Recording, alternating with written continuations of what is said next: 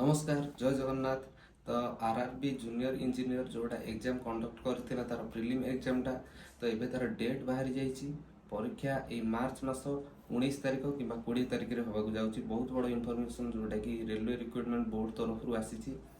तो तार exam city centre टा हमकु जानिबाकू अछि प्रथमे काहेकि रेलवे जोटा कंडक्ट करूछि परीक्षाटा तार सिटी सेंटर से लिखिछि ए नोटिफिकेशन ने मो आपन मानकु दे दिछि तळे देखंतु।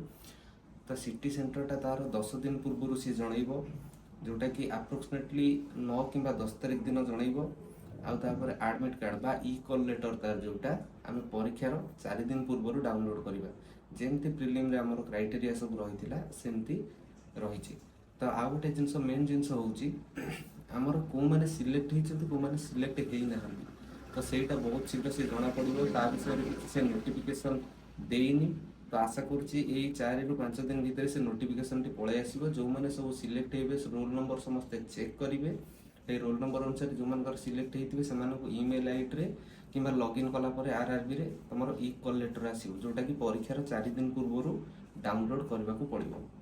तो ए इनफॉरमेशन को जते शेयर करचंती जो माने भी रेलवे प्रिलिम परीक्षा क्लियर करिवे से माने चेक कर देबे ओनली ऑन 10 तारिख किंबा 11 तारिख कहीं से देइछि विदिन 2 डेज भितर 10 तारिख किंबा 11 तारिख भितर एग्जाम सिटी सेंटर पळे आसीबो।